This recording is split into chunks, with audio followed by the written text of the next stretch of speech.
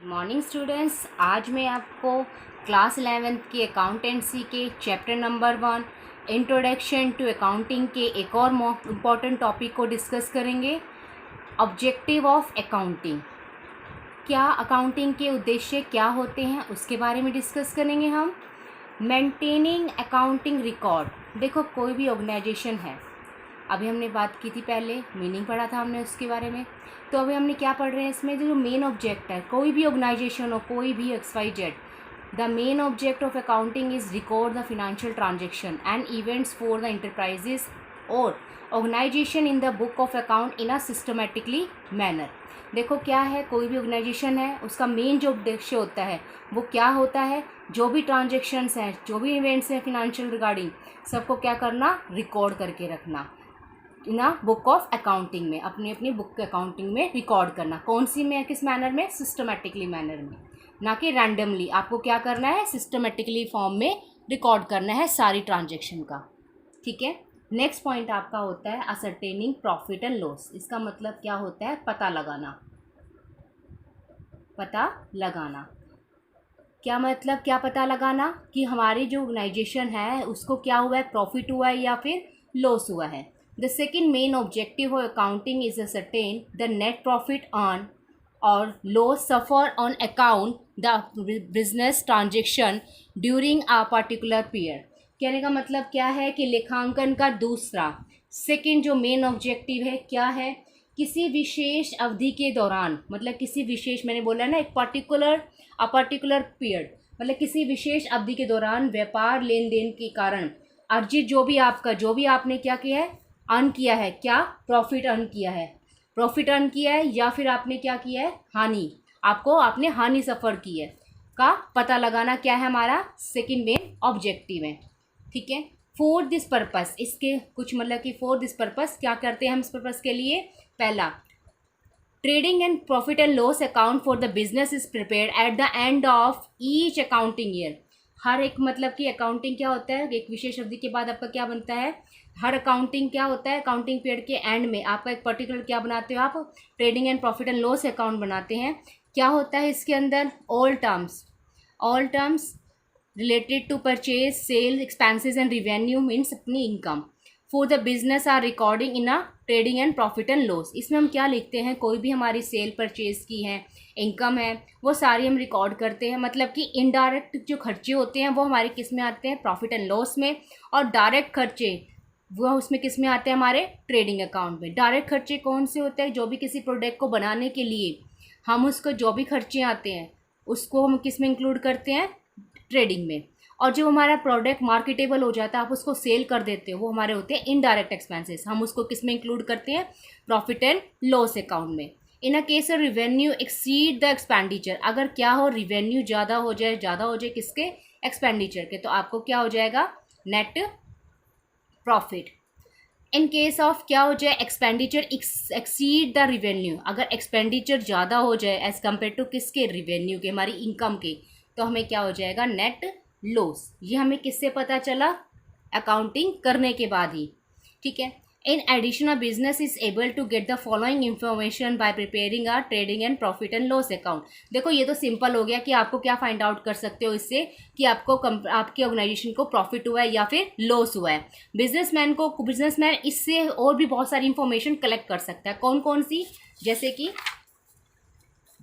How much goods have been purchase during a particular period. इसमें क्या होता है, किसी विशेष अवधि के दौरान आपने कितना माल खरीदा है, कितना माल क्या किया आपने, गुड्स कितना किया, परचेज किया है। ऐसे ही how much goods have been sold during a particular period, कि एक विशेष अवधि के दौरान आपने कितना माल, कितना गुड्स आपने क्या किया है, उसको सेल किया है। मतलब कि आपको टोटल परचेज का इन्फॉर्मेशन हो जाती है और टोटल सेल का पता चल जाता है कि आपने कितनी सेल करी और कितनी परचेज की है।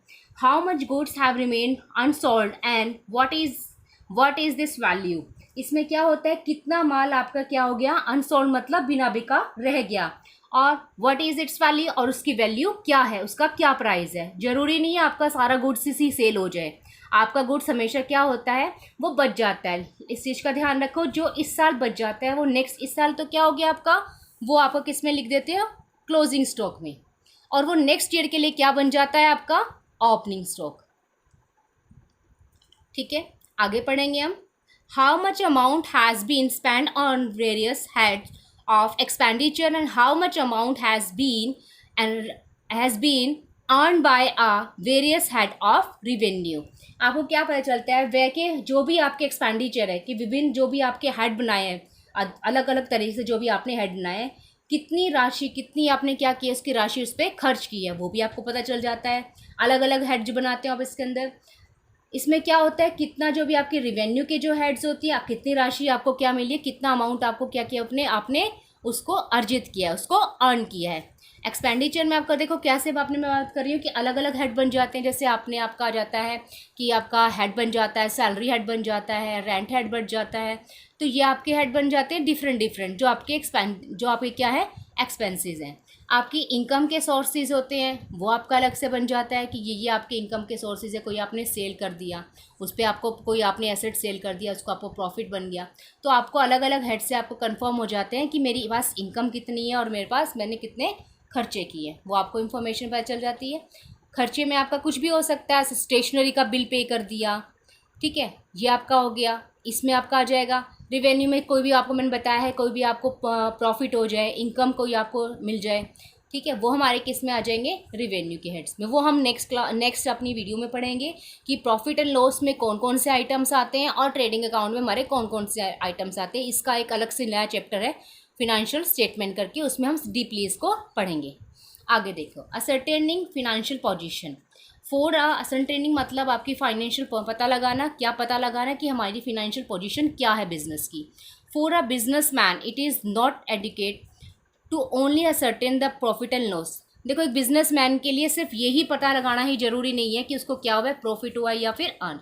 It is also necessary to know the financial position of the business. वो उसको ये भी पता होना चाहिए, उसको ये भी जरूरी है, उसको पता होना जरूरी है क्या, कि उसकी जो इंटरप्राइज है, जो उसकी ऑर्गेनाइजेशन है, उसकी फिनेंशियल पोजीशन क्या है।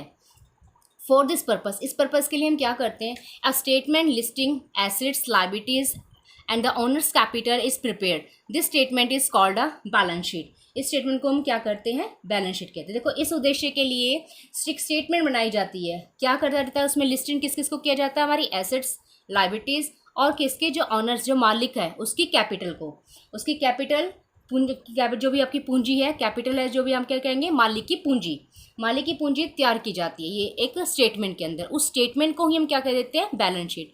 कहने का मतलब क्या है कि बैलेंस शीट से आपको पता चल जाता है फिनेंशियल पोजीशन क्या है बिजनेस की, मतलब कि आपके पास कितनी एसेट्स है, कितनी लायबिलिटीज़ है, कैपिटल कितनी है, ये सारी इंफॉर्मेशन आपको पता चल जाती है। किससे पता चलेगी, ये भी अकाउंटिंग से। किससे, आपकी बैलेंस शीट से। P&L से आपको प्रॉफिट एंड लॉस से अकाउंट से क्या पता चलेगा, कितना प्रॉफिट है और कितना लॉस है। ठीक है, आगे देखिए, और भी इंफॉर्मेशन आप कैसे कलेक्ट कर सकते हो। How much the business has to recover from debtors, आपका कितना रिकवर होगा डेटर से। How much the business has to pay to creditor, आपने क्रेडिटर को कितना। बहुत सारे क्वेश्चंस होते हैं जो आपके इससे क्या हो जाते हैं, क्लियर हो जाते हैं।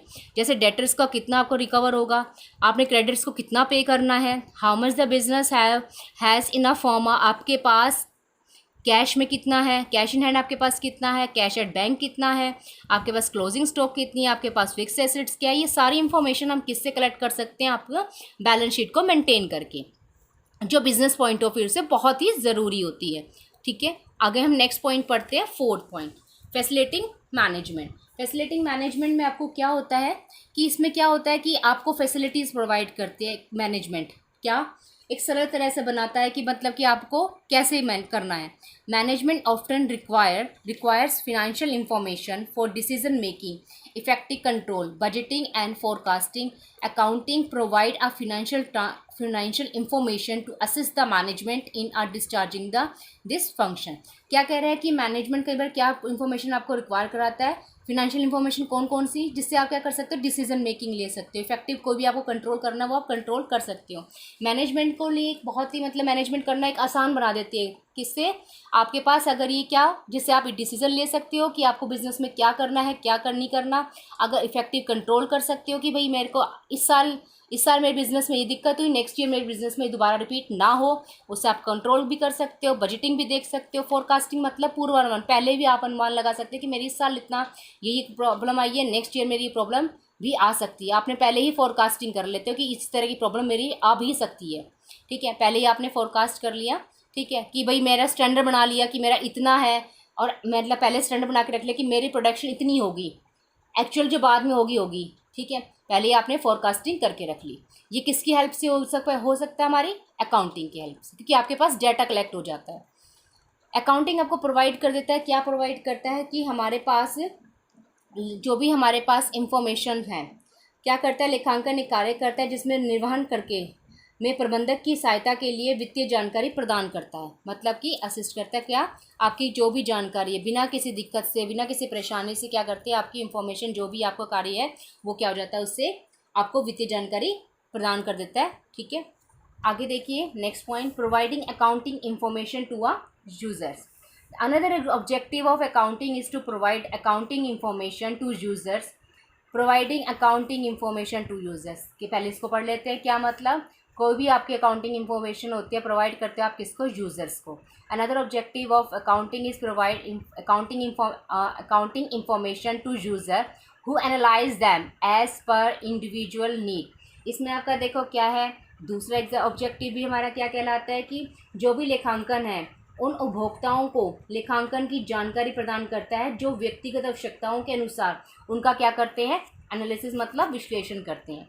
सबके देखो यूज़र्स हैं आपके, बहुत दो तरह के यूज़र्स मैंने बताए थे कि क्या दो तरह के यूज़र्स हैं आपके, एक तो इंटरनल यूज़र्स होते हैं और एक हमारे एक्सटर्नल यूज़र होते हैं। इंटरनल यूज़र्स में मैंने आपको बताया था कि ये आपका क्या हो जाता है, ऑनर आपके हो जाता है, एम्प्लॉई हो जाएंगे आपके, मैनेजमेंट हो जाएगी, और इसमें आपका क्या हो जाता है, गवर्नमेंट हो सकता है, कस्टमर हो सकता है, बैंक हो सकता है। ये हमारे एक्सटर्नल, मतलब कहने का मतलब वो अपनी अपनी इंफॉर्मेशन व्यक्तिगत आवश्यकताओं के अनुसार उसका विश्लेषण, सबकी रिक्वायरमेंट्स अलग होती है। इन्वेस्टर कुछ और सोचता है, उसके बारे में, यूज़र्स के बारे में हम डीपली एक और वीडियो में पढ़ेंगे। अभी के लिए सिर्फ इतना काफ़ी है। धन्यवाद। Have a nice day.